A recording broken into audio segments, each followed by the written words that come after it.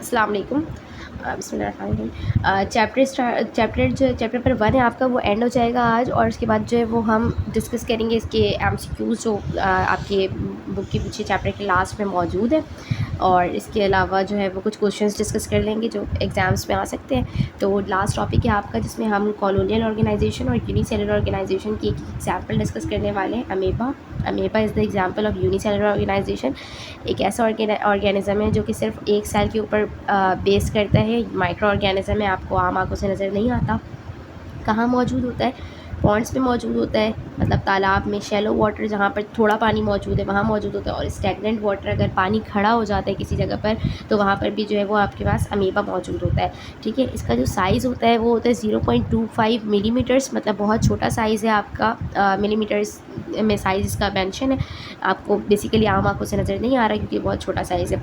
Shape इसकी कैसी होती है? इसकी कोई शेप नहीं होती, ये इरेगुलर इन शेप होता है। क्यों होता है इरेगुलर इन शेप, वो भी हम डिस्कस करेंगे।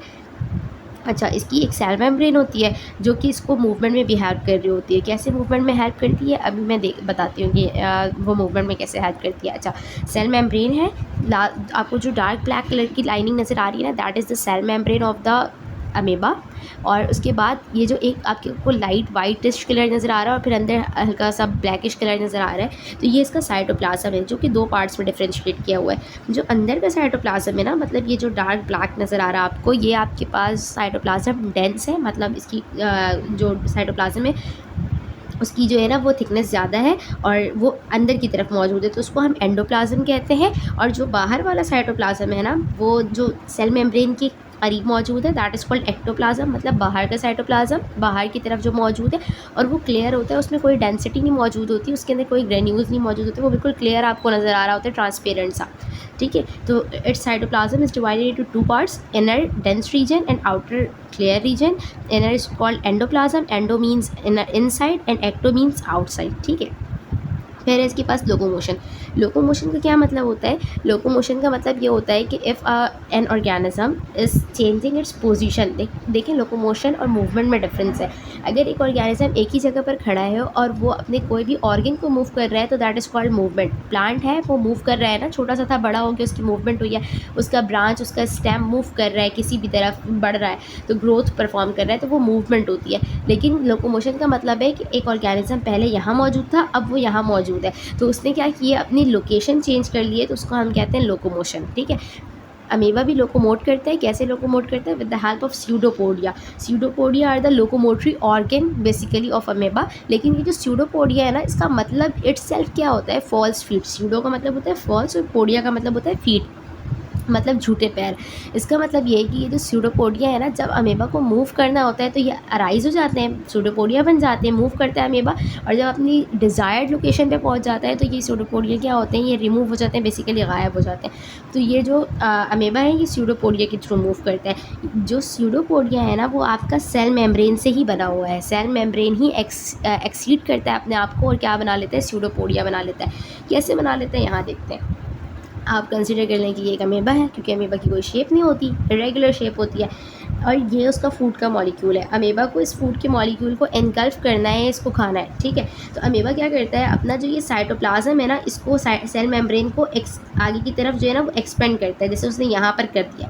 अब ये पहले यहाँ तक का था, अब ये यहाँ पर इसने अपना एक्सटेंड कर दिया, तो ये वाला पार्ट आपका क्या कहलाएगा? स्यूडोपोडिया कहलाएगा। ठीक है, उसके बाद फिर इसने एक्सटेंड किया, फिर इसने मज़ीद एक्सटेंड किया, और ये जो फूड मॉलिक्यूल है ये इसके अंदर चला गया, मतलब इसने इसको इनगल्फ कर लिया। तो अब इसका स्यूडोपोडिया क्या हो जाएगा? दोबारा से रिमूव हो जाएगा, गायब हो जाएगा। आपको फिर से एक अमीबा नज़र आ रहा है, कोई स्यूडोपोडिया नज़र नहीं आ रहा। सिर्फ जब इसने मूवमेंट परफॉर्म करनी होती है किसी भी डायरेक्शन में, इधर होगा तो इधर परफॉर्म करेगा, इधर होगा तो इधर परफॉर्म करेगा, क्योंकि इसकी कोई शेप नहीं है। ठीक है, बिल्कुल उसी तरीके से जैसे छोटे बच्चे क्रॉल करते हैं ना, अगर अपनी अपर बॉडी को आगे लेकर जाते हैं और फिर पीछे से अपने पैरों को ड्रैग करते हैं, बिल्कुल वैसे ही अमीबा भी क्या करता है? अपनी मूवमेंट परफॉर्म करता है। अच्छा, अमीबा के अंदर क्या क्या चीज़ें मौजूद होती हैं? अमीबा के अंदर एक न्यूक्लियस मौजूद होता है, एक फूड वैक्यूल मौजूद होता है, और एक माइटोकॉन्ड्रिया मौजूद होता है, that is the power house of the cell. Chapter number 4 में इसको जो है वो डिस्कस करेंगे। ठीक है, ये अमीबा का स्ट्रक्चर है आपका। इसमें स्यूडोपोडिया मौजूद है, किसी भी पार्ट को आप स्यूडोपोडिया बोल सकते हैं जिस तरफ उसको मूवमेंट परफॉर्म करनी है। हम यहाँ पर कंसिडर कर देते हैं ये फूड का मॉलिक्यूल है, तो इसको यहाँ मूवमेंट परफॉर्म करनी है। बाहर वाली जो मेम्ब्रेन है that is called cell membrane. अंदर जो डेंस साइटोप्लाज्म है दैट इज़ एंडोप्लाज्म। जो बाहर क्लियर साइटोप्लाज्म है वो एक्टोप्लाज्म है। सेंटर में न्यूक्लियस मौजूद होता है, that is called brain of the cell. इसके अलावा फूड वैक्यूल है जिसमें ये अपना फूड स्टोर करेगा, और माइटोकॉन्ड्रिया है जो इसको एनर्जी प्रोड्यूस करने में हेल्प करेगा, एटीपी प्रोड्यूस करने में हेल्प करेगा। ATP is the energy currency of the body, ठीक है। इसके बाद है आपके पास वॉल्वॉक्स। वॉल्वॉक्स क्या है? वॉल्वॉक्स आपका एक कॉलोनियल ऑर्गेनाइजेशन का एक ऑर्गेनिज्म है, मतलब ये होते तो माइक्रो ऑर्गेनिजम्स हैं। इसका अगर मैं एक सेल की बात करूँ तो इसका एक सेल कुछ ऐसा दिखता है, एक ग्रीन कलर का सेल होता है। और ग्रीन कलर का क्यों होता है? क्योंकि इसके अंदर क्लोरोफिल मौजूद होता है। Chlorophyll is a green pigment, बिल्कुल वही वाला पिगमेंट जो आपके प्लांट्स के अंदर मौजूद है। प्लांट्स का कलर ग्रीन क्यों है? क्योंकि उसके अंदर जो है वो क्लोरोफिल मौजूद है। इनके अंदर भी क्लोरोफिल मौजूद होता है। ये ऐसे सेल्स, जो एक सेल आपको दिख रहा है, ऐसे अगर अराउंड 50,000 सेल्स मिल जाते हैं ना, तो वो क्या बना लेते हैं? एक कॉलोनी बना लेते हैं। In this colony every green dot is Volvox, ठीक है। इस कॉलोनी के अंदर हर एक एक ग्रीन डॉट आपके पास क्या है? अगर मैं इसके अंदर ग्रीन डॉट्स बनाऊँ तो वो एक एक इंडिविजुअल सेल है जो अपने तमाम तर फंक्शंस क्या करेगा? अकेले परफॉर्म करेगा। लेकिन आपका जो आपका जो ये एक सेल है ना, ये अकेले नहीं रहता। ये कैसे रहता है? ये पूरे तमाम तर कॉलोनी में रहते हैं, अपने बाकी जो भाई बहन है ना उनके साथ रहता है, अपने बाकी इंडिविजुअल्स के साथ रहता है, अपने कॉलोनी मेंबर्स के साथ रहता है, ठीक है। इनकी जो फैमिली है वो क्या है? वॉल्वेसी है। वॉल्वेसी फैमिली से ये बिलोंग करते हैं। मतलब अगर जब हम इनके वो पढ़ेंगे ना, टैक्सोनॉमिकल लेवल्स पढ़ेंगे, स्पीशीज़, जीनस वगैरह, तो फैमिली इनकी वॉल्वेसी हो जाती है। इनको डिस्कवर किसने किया था सबसे पहले? इन 1700 सेंचुरी एंटनी वैन ल्यूवेनहूक, जिन्होंने जो है वो बेसिकली माइक्रोस्कोप भी इन्वेंट किया है, उन्होंने डिस्कवर किया था वॉल्वॉक्स को, और उसके बारे में उन्होंने बताया था कि ये फ्रेश वाटर में रहते हैं और ये कॉलोनी में रहते हैं और यूनिसेलुलर ऑर्गेनिजम्स हैं। फ्रेश वाटर में पाए जाते हैं। फ्रेश वाटर मतलब होता है मीठा पानी। ये बेसिकली एल्जी हैं। किंगडम जो है आपका प्रोटोक्टिस्टा, उससे बिलोंग करते हैं। 50,000 सेल्स इनके एक कॉलोनी में मौजूद होते हैं, कम से कम। अगर कम से कम भी किसी कॉलोनी में जो आपके सेल्स मौजूद होंगे ना, वो 50,000 सेल्स मौजूद होंगे। स्फेरिकल इन शेप है, मतलब सर्कुलर इन शेप होते हैं। क्लोरोफिलस से मैंने बता दिया, क्लोरोफिलस है मतलब ग्रीन कलर के होते हैं, ग्रीन पिगमेंट मौजूद है। ये जो ग्रीन पिगमेंट होता है ना, basically it helps in the process of photosynthesis. What is photosynthesis?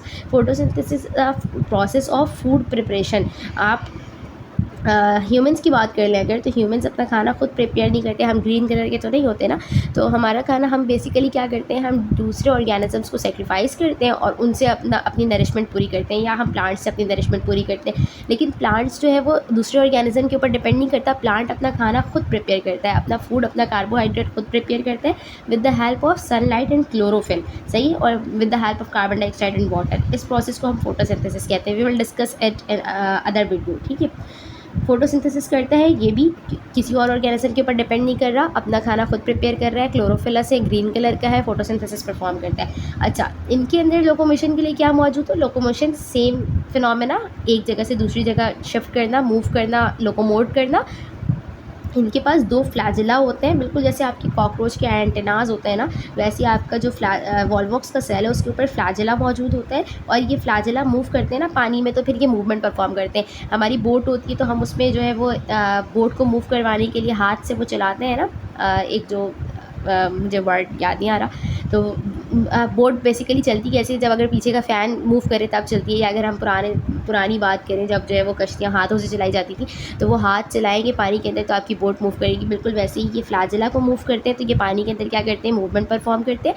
ये ह्यूमन को नुकसान नहीं पहुँचाते, मतलब हार्मफुल नहीं होते अगर हमारे वाटर के अंदर मिक्स होकर जो है वो चले जाएँ हमारी बॉडी के अंदर, क्योंकि ये फ्रेश वाटर में मौजूद है। तो जहाँ भी मीठा पानी होता है वहाँ पर बेसिकली आपने देखा होगा ग्रीन कलर की काई जो है वो कहते हैं काई लग जाती है, तो वो वॉल्वॉक्स होता है। तो वो चला जाए तो हार्मफुल नहीं होता, कोई डैमेज कॉज नहीं करता है, ठीक है। यहाँ पर चैप्टर नंबर 1 आपका कंप्लीट होता है, और अगर कोई क्वेश्चन हो तो आप मुझसे पूछ सकते हैं। अल्लाह हाफ़िज़।